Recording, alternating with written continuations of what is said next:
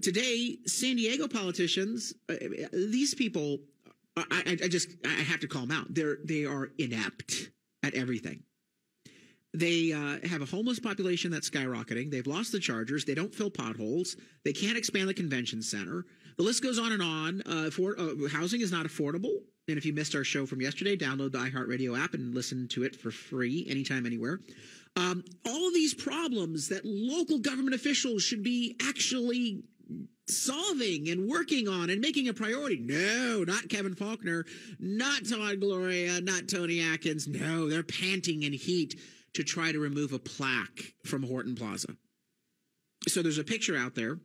And of course, Chris Ward, city council member, is very proud. I destroyed a plaque today in Horton Plaza. I got the press release. I'm like, you're joking me. Is this what we've sunk to? Politician taking credit for destroying a plaque. Apparently, it was the Jefferson Davis Highway that ended here. We can't verify that, though. And someone was saying, well, was the Jefferson Davis Highway ever built? And I'm like, no. Probably back in the 1870s, they passed a tax hike saying they were going to raise the tax, and then they absconded with the money. That's probably what happened. And they left us with a stinking plaque. Okay, so we're talking about iconoclast. You know what an iconoclast is? It's hard to say. It's someone who basically takes art or history, statues, and destroys them.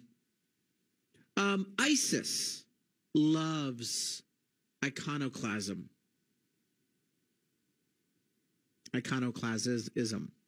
Yeah, they're destroying things. Mao Zedong did the Cultural Revolution in China. And they loved destroying things, eliminating history, anything having to do with the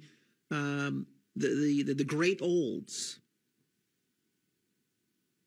And now we're seeing a similar movement happening. And look, I can be completely open to renaming things and removing things for good reason, particularly if society says, yeah, let's rename something, and that there's a public process. But mobs tearing things down, not so much. I don't think that's appropriate.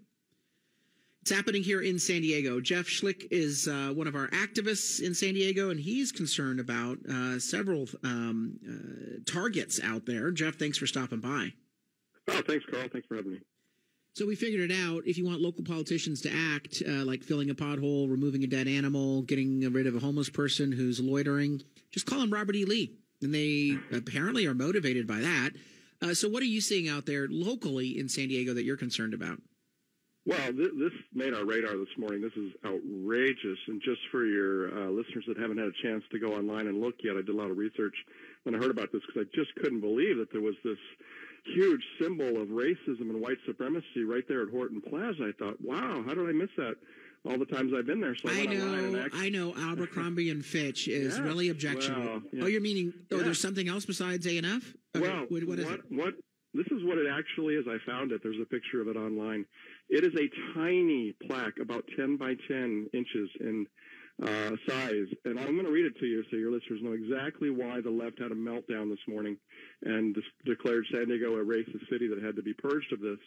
So it says, it's a very simple, hard to read plaque. I'm sure people step on it every day and have no idea what it says. Yeah, a couple homeless people sleep on it every night. Homeless people urinate on it. Yeah. But it says First Pacific Terminal, Jefferson Davis Highway, presented to the city of San Diego, May 12th, 1926, by California Division, United Daughters of the Confederacy. And then at the bottom it says replaced May 12th, 1956. So I guess this plaque I'm looking at a picture of online is dated 56, and the city has had it since then. And amazingly, we didn't have any race riots in 56 until 17. But we had to get this thing ripped out of the ground, this little 10 by 10 tiny, hard-to-read plaque. Otherwise, there would have been chaos in the streets and the Nazis would have invaded. And it's just insane, Carl. I can't believe what is going on. And I can't believe Mayor Calvin Faulconer is falling for this. Oh, I can believe it. Oh, come on. He doesn't have a spine. No spine. And of course, you know the backstory. Lorena Gonzalez, our local activist here who likes to stir the racial pot on everything racial. All San Diegans hate Mexicans, yada yada. Well, she jumped on this, and I'm sure she demanded that the city rip it out, and of course they complied. Didn't want to offend her or her friends in any way. So this is not about taking out a 10 by 10 plaque out of Horton Plaza that no one knew was there anyway.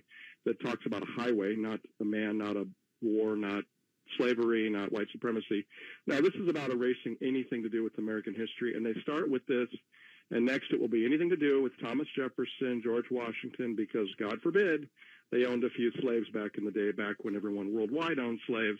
But they have to be purged from history because they don't want history. This is all about erasing history, and this has to be fought.